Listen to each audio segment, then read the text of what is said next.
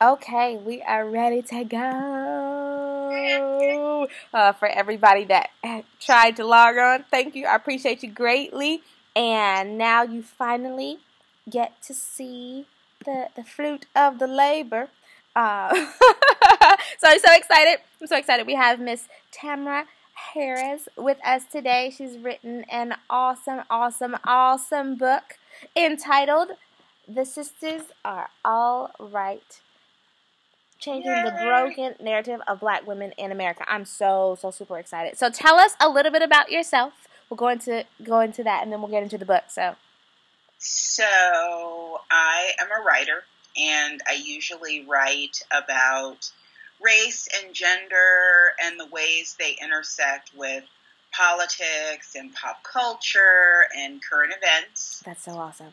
So my work has appeared in the New York Times and Cosmopolitan, the American Progress, New York Magazine. I used to write a regular column called Some of Us Are Brave for Bitch Magazine. Oh, that's awesome. And then in 2015, my very first book was published. Wow. And that is The Sisters Are All Right. And that's so awesome. it's about, so I wanted to write about stereotypes of black women and where they come from and how they still follow us. All these stereotypes, most of which were formed like in antebellum America during slavery, how they still follow us today. Yep. But then I wanted to talk to black women about the reality. So what our lives are really like, which is a lot more nuanced and hopeful than what you read in the headlines. Oh, I love it. I love it. So it's so funny because for everybody that's on my social media and everything, I'm in an interracial relationship. And so we laugh because, you know, when we first started dating, he would tell me, people were like, well, does she roll her head? And that she, you know, and because as much as we don't particularly care for it, it's definitely there. That is how we are viewed, and it's time to kind of break away. I was so super excited talking to you. Hearing you talk about the whole gender, even, you know, both the race and gender. When we look at Black Panther and Wrinkle in Time, you know, it was push. We're all going to go see Black Panther. And I mean, we're going to buy up these tickets and we're going to go 2 and 3 times. And then A Wrinkle in Time came out, and it was the same level because people were not looking at the fact that, hey, the big thing about this is you've got this black guy with a humongous budget. You've got this black female with a humongous budget for these big name movies. That is what we're out there to support. And so I was steady telling folk, y'all, we need to go see this movie. We've got to go see. We've got to show Ava the same amount of support as we did, you know, for the other film. Right. So and it is. I think the other thing that people I know talked about it, but one of the neat things that I loved about Black Panther was the women's, like, to me, the women, yes. Women they were the characters were the best characters. Yep, absolutely. And were portrayed in a way that you don't often see in superhero films. You have, of any kind. Exactly, you have a young black female that is a scientist. Get out of here! Right. How cool is that? How cool is that? The image that our girls have to look at. It's so exciting. I said, this is the time. It is time. We are ready, and we are. I mean, even when you hear the young people, I mean, we've seen it over the past week.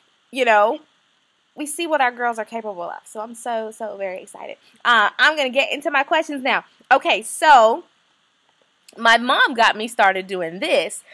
Whenever there's a picture, she always looked at the picture. So tell me, I'm gonna kind of see if we can get there. Tell me what the cover is about. Tell me what your cover is about.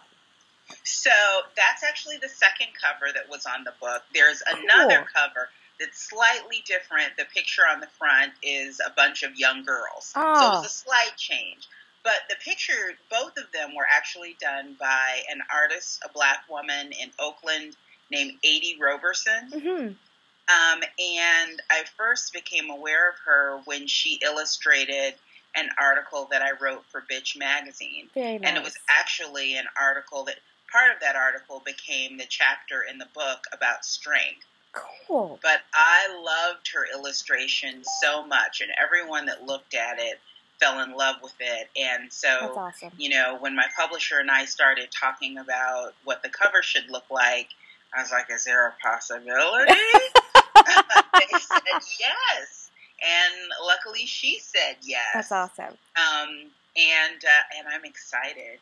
That's and great. I was so excited. That's great. That's great. And that's the whole thing, when you connect with people that have just an eye for the eye to enlighten. Because so many things I know for myself, I kind of knew, but it wasn't, you know, it wasn't right there in the front. It was hazy. It was hazy. And as I've grown older, so much more has come to light. You know, I find value, and I'm appreciative of so many things that have taken place, because it's like, whoa, okay, you didn't realize it back then, but that was a big deal. That was a big deal.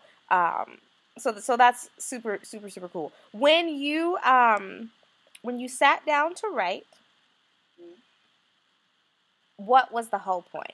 So, like, for me, when I sat down decided to do Stay Lit, it was because I needed to read, and I wanted other people that didn't have an opportunity to read to start reading as well. So when you wrote this particular work, what was that end goal? What did you want to see happen?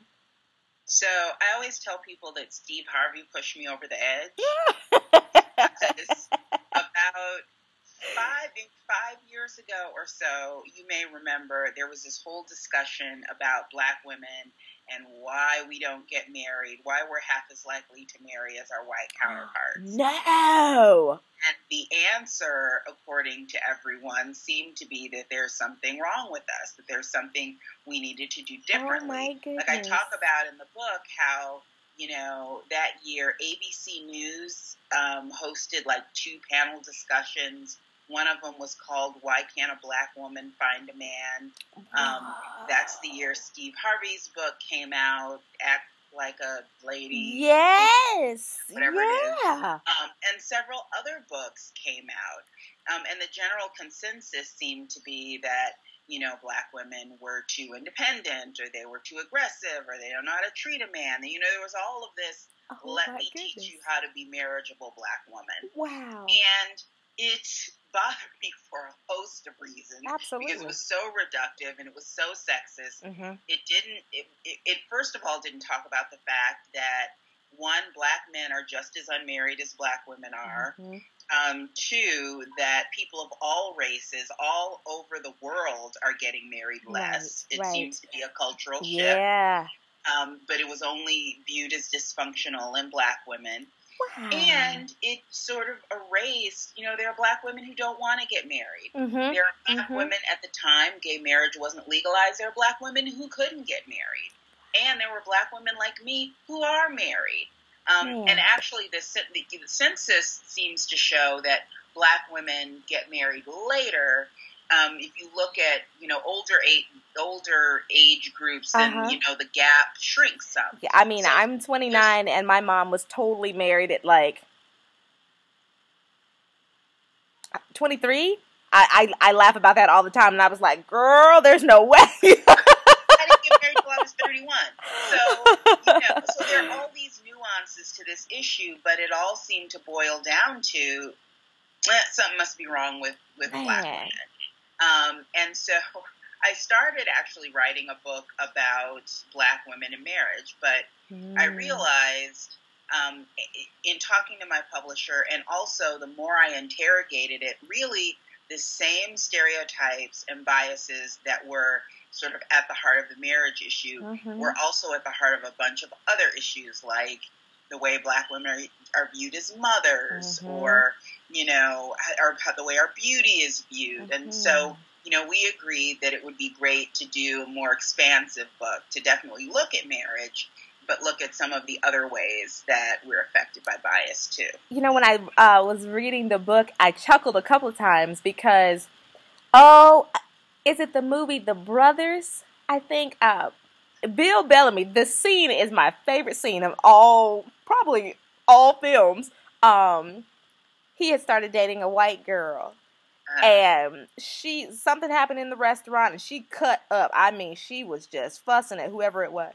And he kind of made a comment, to the effect that, I'm not supposed to be dealing with this because you're white. And that's why I'm not dating a black girl, because I didn't want to have to deal with all of that. And so when I was reading the book, I was like, oh my goodness, But she made me giggle because she was saying, no. We don't deal with trifling men. You see what I'm saying? So that's across the board. It doesn't matter whether you're white, yellow, brown, pink. We don't deal with trifling men. If you got a strong woman, that's what she's not going to put up with. Right. All of these stereotypes, when you come down to it, it's really reductive for all people, because I know plenty of white women who are outspoken and independent and all of those things. Yep. As they have a right to. I know plenty of black women who are quiet. Yep. We all have all of these different facets. Some of us are angry black women. That's okay. Like I say in the book, we have facets like diamonds. There are all different kinds of ways to be a black woman, and people don't want to recognize all of them. Absolutely. I love it. Oh, my goodness. Okay, so I'm going to read so that everybody knows real quick. I'm going to read the chapter order. So you do your introduction, and the chapters go beauty, sex, marriage, motherhood, anger, strength, and health. So what was kind of the direction? Because I would have never thought of that lineup in that order. What kind of directed your decision to put the chapters in that particular order? So I kind of thought of the concepts that you needed to know to kind of follow on to the next topic. Okay. For instance, and, I didn't want to start the book too heavy. I'm just going to stop it. But, it kind of helps to understand how black women are viewed, their appearance is viewed when you start talking about marriage and relationships. Because it's an unfortunate fact of sexism that in many ways women are viewed primarily, because of, by the way they look. Our value and our currency is tied up in the way we look. So it's important to know about those beauty constructs if you're going to talk about relationships in marriage. Absolutely. Or if you're going to talk about sex. Absolutely. So some of those things just kind of, and you have to kind of understand the strong black woman trope if you also want to talk about that anger, and if you want to talk about our health and the ways we take care of ourselves and do not. So those concepts kind of followed one after another. That's so awesome. That's so awesome. One of the things in the beauty chapter, because I'm lighter skinned, and so growing up, I think I don't know, maybe I was in my early 20s. I was like, so although we don't like to admit it, some of those opportunities probably came about because I was acceptable. I was the girl that could be put on the brochure and not be offensive, and learning to, but then having to deal with the community thing. Hey, well, you're not black. You're not really black because you're too light. I struggled with that one for a long time. Like, well, what do you mean? Okay, am I not? I don't know. And learning to accept that my black is perfect. My black is perfect for me. That is who I am. And I am just as black as the next person. Someone that is lighter than me, that is black, is still black. Someone that is darker than me, that's, that is that's not something that we have to define, to use to define ourselves. And learning, I love how a lot of the campaigns now are changing where they're using women that are darker, because that is a thing. That is a thing. I know even for myself, when I've seen some of the ads, I was like, whoa, I can't believe they actually did that. And then I had to check myself saying, well, why not? Why wouldn't that be a thing, you know? So I think opening our minds and making us actually have to talk about some of this stuff is awesome. I really, really, I'm going to go back to the book. I really liked the marriage chapter. I really liked the marriage chapter because it, like I said, it dug into a lot of the things that we have to deal with. And again, I'm growing and I'm learning that everybody's story is not the same. Right. But in our community, you grow up with, this is how this needs to go, and this is how this needs to go, and you need to make sure this happens and this happens. And if you don't have these things, your value is dropped. Again, something must be wrong with you. Well, that's what struck me about the whole conversation about Black women in marriage, is that the focus didn't seem to be on good marriages, like building good marriages that worked for both partners. It seemed to just be about getting Black women married and the ways that we need to change ourselves. And when you think about it, what kind of marriage, what kind of successful marriage requires you to change everything about yourself? Right. I mean, that seems like a recipe for a horrible relationship and a horrible family structure that wouldn't be good for any children that resulted from it and is destined to fail. Absolutely. Absolutely. Okay, I'm going to turn back a little bit to the beauty thing. So I'm going to go to your hair. What got you started on your transition to locks? So how long have you had them now? 4 years? I might be going on 5 years. I may be going on 5 now. Wow. And so I had loose natural hair for a while. Probably about 6 years before I even got locks, 6 or 7 years before I had locks. And I'd always admired the way that locks looked. But once I went natural, you want time to play in it. Yes. To do all your big froze and twist outs and all the there's so many, right? There's so many ways. And I figured out, okay, when I'm done playing, then I'll get locks. Very cool, very cool. So I decided to get locks, and now I'm excited. Because they're getting longer. So, I go through YouTube and Instagram going, ooh, what can I do? Exactly. Now you can play with them again.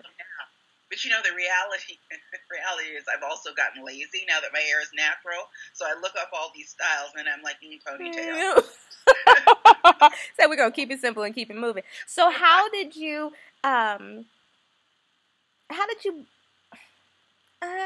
struggle with the whole professional look? Do you kind of get where I'm going from that? Because a lot of times, a lot of the natural hair, they tell you, okay, be natural, but keep it quiet. Locks are a very, very, it's a bold statement. So how did that, did that come into consideration in that transitional point? I didn't think about it at the time I transitioned to locks. I had been in a job for like 6 or 7 years. I mean, I had been at the job I had for quite a long time. And I think, it's funny, I was just talking to a group of young women, high school students, and they were asking about that. And I said, unfortunately, when you get out in the working world, you are going to encounter biases as a Black woman. And one of the things that, nothing can completely inoculate you, but one of the things that can is if you are, our parents tell us this, if you are kick-ass and good, if you are smart and you are good at what you do and you make connections that you need to make, then you have choices. Right. And I like to think I've done a good job at what I do, and I've worked in my field. By day, I'm actually a marketing and communications person as well as a writer. I'm a vice president, So it hasn't stopped me from being an executive. That's awesome. But I think I've reached the point in my career where I have choices. And so I can say, I don't want to work someplace where I can't be me, the full me. Absolutely. But I do realize that, life is real. Right. And sometimes we have to make some choices about those things that we don't want to, especially when we're starting out. Yeah, right. Absolutely. Absolutely. The starting is the hardest part. What how so the thing that when I was reading the book, originally when I picked up the book, I was like, oh, this is awesome. She's just gonna give me her views on everything. And then when I got into the book, I was like, wait a minute.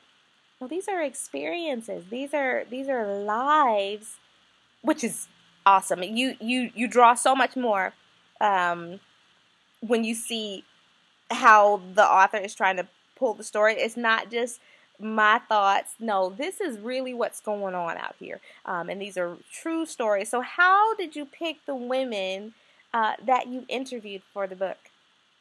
So it was really important to me that I had a diverse group of women because I wanted to illustrate what sometimes to people isn't clear is that we are really diverse. And so, I didn't want it to be all, women with an urban experience or all women with a rural experience or all young women or all older women. I wanted to show the full span of who we can be.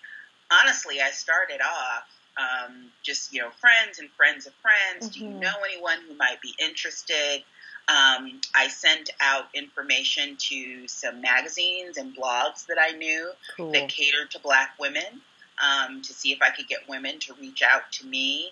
I asked other people, can you blast this out through your social media? And then, I had a great group of women, but in some cases I had to be very intentional because I saw where there were holes. Like, I wanted to make sure that I talked to women who identified as queer or lesbian.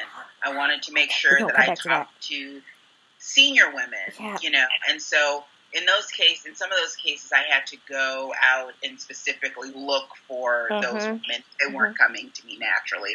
And I've said before, the two things I felt like I failed on that my next book I hope I do better on is most of the women I talk to, I think, have either educational or class privilege. I mean, there were some women that I talked to who, were struggling, didn't make a lot of money, but they were also educated. Like, they were working on their PhD or they were working on their master's, and that gives you a level of privilege that, and I also didn't get any trans women in the book.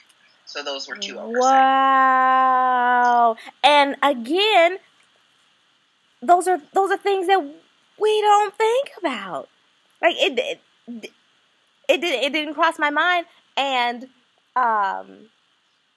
when I was reading, going back to the queer women, I know. And see, we grow up. There's so much that needs to be done. Because, and I still do it today. That's a white people thing. So when I'm watching movies and things like that, Black people wouldn't do that. That's why y'all getting caught. Because that's a white people thing. And so we joke about that all the time. But it's only been in the past, I don't know, maybe year or so that I have even been exposed to more women in that community and didn't realize how many people of color, right, and the very narrow way we're portrayed erases whole groups of people, right? Right, and I can't imagine what that feels like. We talk all the time about, hey, can we get a movie that portrays Black women as strong and Black women as intelligent? And we've been getting a lot of great films, something that's not somebody getting cheated on or things like that. So we're getting that, but at the same time, we're still only thinking one way because if I haven't seen, you know, someone that looks like me, I feel, oh, maybe I'm not that important, or maybe something is wrong with me because there's Right. no picture of me. Right. Representation matters. Exactly. And then that contributes to the whole feeling like you're alone. There's nobody to support me. There's nobody to help me as I'm going through the experiences. There's nobody I can talk to that can relate to some of the things that I've been dealing with. And I think books like yours are opening doors so that we can get to a point where there's everybody. We can see ourselves everywhere. And then it creates a better platform for our younger girls, because it changes the norm. Does that make sense? It changes the norm, and I think that's what we need. I think we're in need for a norm change. So talk to me a little bit about your experiences with the women in the anger chapter. What were some of the things that you were thinking that you were going to see, and then the things that surprised you? I actually think, what I got out of the anger chapter was more affirming than surprising.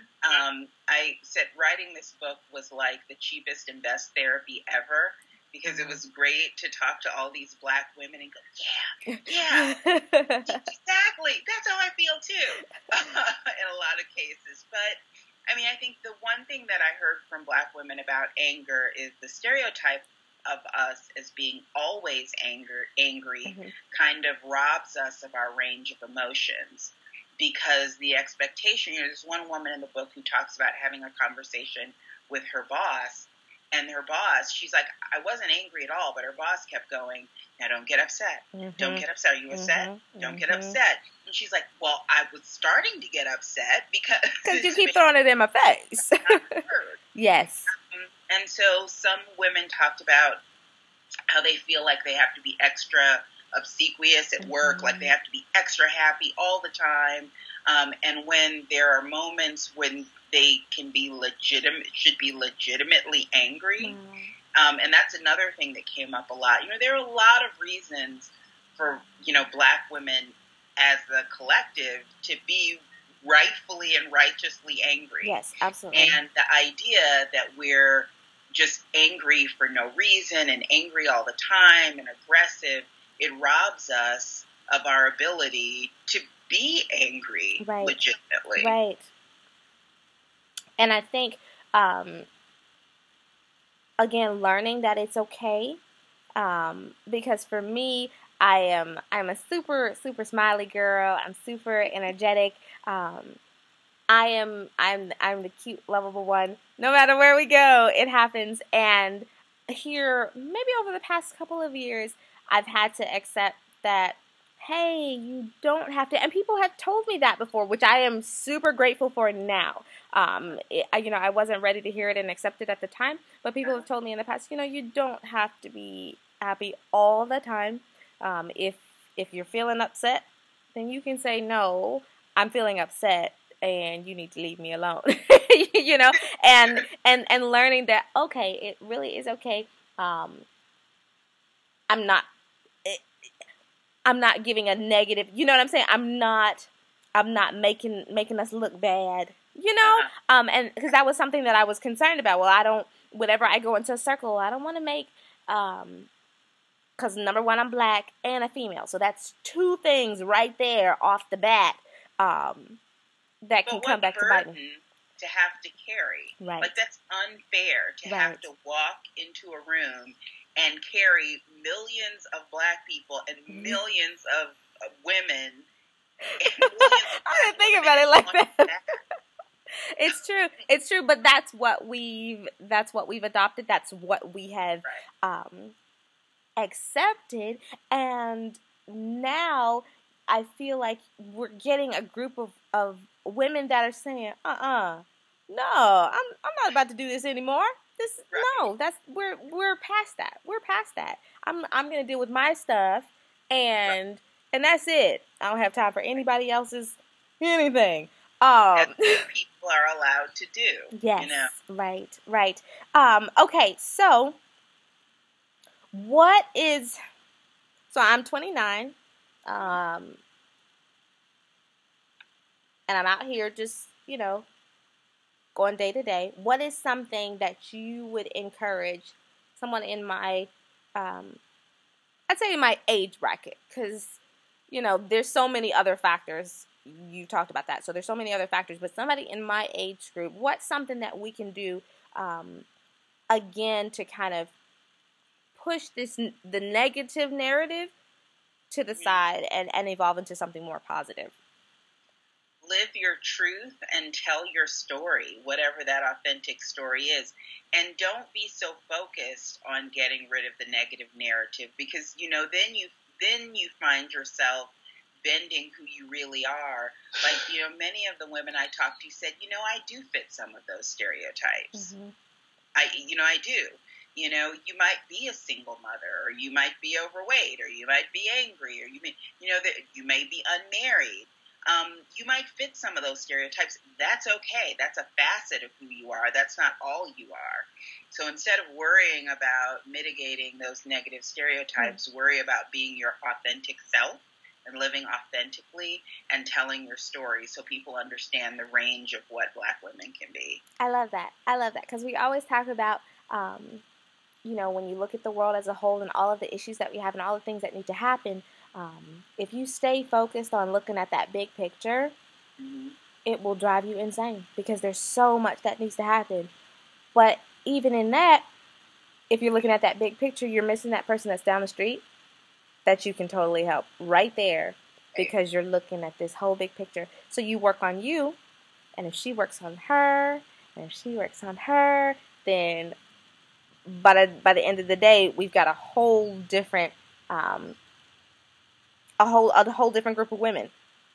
And trust people who are consumed with stereotypes. It really doesn't. It's not related to what you do. Mm-hmm. They're going to think what they're going to think anyway. Right. So don't worry yourself with what they think. I love that. That's something that you have to grow into doing once you realize that that's the case, and accept that,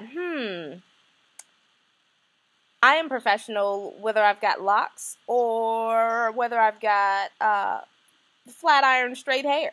Right. I'm educated whether I wear sweatpants all the time or whether I wear a suit. That's who I am regardless. Ooh, I like that. I like that a lot. That one, I felt that one in my heart. So, what's next? You mentioned a little bit about another book that you're writing. What have you got coming up in the works? So, I am working with a co-author. Her name is Deshawn Perry Smitherman, and we are working on a book about Black girls. So, a similar treatment as to what I did with Black women, but we're doing something extra.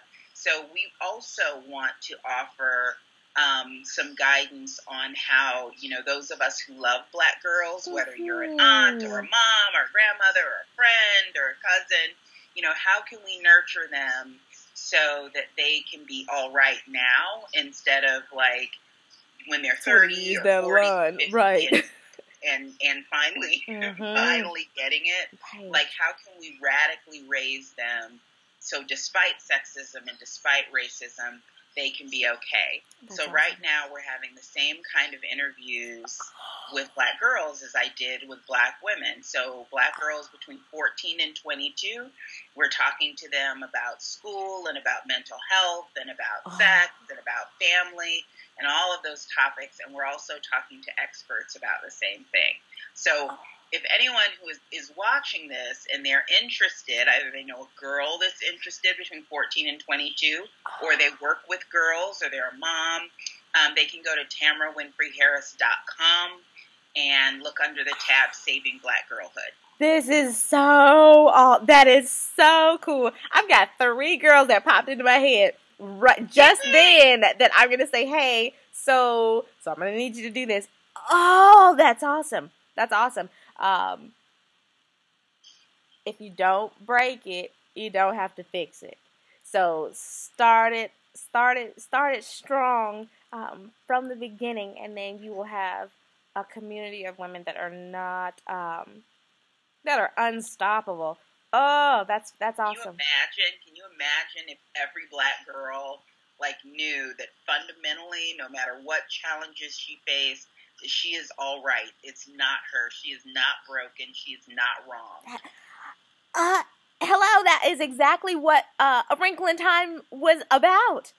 Oh, I loved it. I have so many things about that film that I just love. It is, and again, learning. I am so, after hearing you talk about it, like I said, I wouldn't have seen it before, but the beauty thing, that is key. That's where it all starts.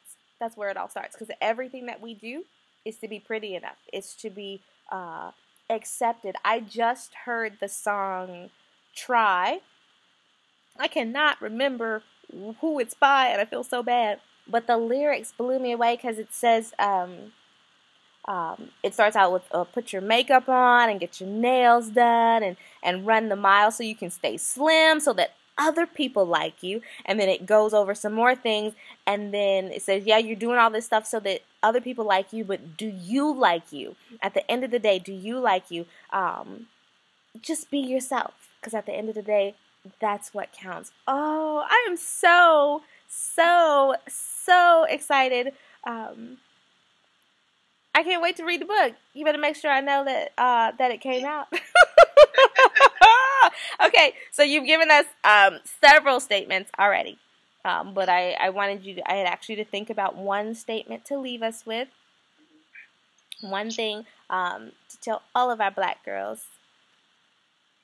So I would say, this has been on my mind a lot lately because I've been working with groups of girls.